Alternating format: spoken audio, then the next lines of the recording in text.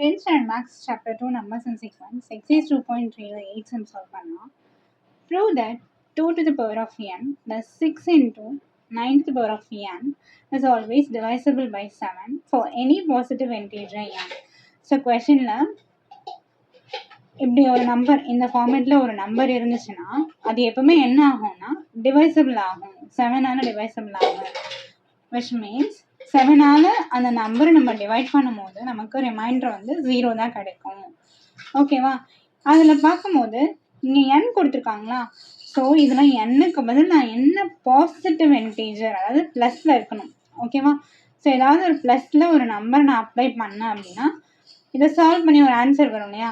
So அது எப்போவுமே எப்படி இருக்கும்னா 7ஆல் டிவைசபிள் ஆகும். அதாவது 7ஆல் டிவைட் பண்ணோன்னா ரிமைண்டர் வந்து 0 வரணும். ஓகேவா? அப்படின்ற மாதிரி சொல்லியிருக்காங்க. ஸோ ஃபர்ஸ்ட் நம்ம என்ன ப்ரூவ் பண்ணணும்னு எழுதிடலாம். 2 to the power of n plus 6 into 9 to the power of n is divisible by 7. So இதான கொஷனில் கொடுத்துருக்காங்க. ஸோ இதை வந்து நம்ம கான்கிரண்ட் மாடல் ஆப்ரேஷனில் எழுதலாம். இது வந்து டிவைடண்டு, இது வந்து டிவைஸர் இல்லையா? So a congruent to b modulo n. ஏன்றது டிவைடண்டா, இங்கே டிவைடண்டா யார் இருக்கிறது 2 power n plus 6 into 9 to the power of n which is congruent to, இங்கே பார்த்தீங்கன்னா பின்றது ரிமைண்டர். ஸோ நான் இந்த நம்பரை 7ஆல் டிவைட் பண்ணுறேன்னா எனக்கு ரிமைண்டர் என்ன கிடைக்கணும், 0 கிடைக்கணும். ஸோ 0 மாடுலோ என்னன்றது டிவைஸர் 7. ஸோ இப்போது இதுதான் நம்ம என்ன பண்ணணும், ப்ரூஃப் பண்ணணும். சரிங்களா? இப்போது ஃபர்ஸ்ட் இங்கே லெஃப்ட் ஹேண்ட் சைட் பாருங்கள், 2 power n plus 6 into 9 power n. So இது ஒரு டேர்ம், இது ஒரு டேர்ம் இல்லையா? நடுவில் யார் இருக்குது, ப்ளஸ் ஒன்று உட்காந்துருக்கு இல்லையா? ஸோ இப்போ இந்த ரெண்டு டேர்மில் பார்த்தீங்கன்னா இது மல்டிப்ளிகேஷன் இல்லையா?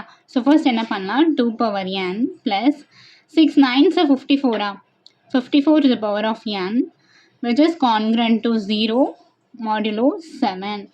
ஸோ ஆர்ஹெச்எஸ் அப்படியே எழுதிட்டே வாங்க. ஓகேவா? இப்போ பார்த்தீங்கன்னா இதுக்கும் பவரில் n இருக்குது, இதுக்கும் பவரில் n இருக்குது. ஸோ நான் என்ன பண்ணுறேன்னா 2 + 54 the whole power n அப்படின்னு எழுதிக்கலாம். சரிங்களா? ஏன்னா அந்த ரெண்டு நம்பருக்குமே பவரில் என்ன இருக்குது, n அப்படின்ற வேல்யூ இருக்குது. ஸோ ரெண்டுத்துக்குமே n இருக்கிறதுனால நம்ம என்ன பண்ணிடலாம், ஒரே ஒரு வாட்டி ப்ராக்கெட் போட்டு n எழுதிக்கலாம். which is congruent to 0 modulo 7. So இப்போ 2 + 54 56 2 + 54 56 பவர் n போட்டுட்டு which is congruent to 0 modulo 7. So இதை எப்படி சொல்லலாம், 56 to the power of n is divisible by 7 சொல்லலாமா? 56 to the power of n இது டிவைடண்ட் இல்லையா? ஸோ 7ஆல் டிவைட் பண்ணும்போது தான் நமக்கு என்ன வரும், ரிமைண்டர் வந்து 0ன்னு வரும் அப்படின்ற மீனிங்கா?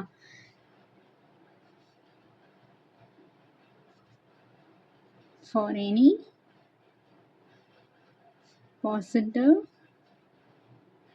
integer of n, 56 to the power of n is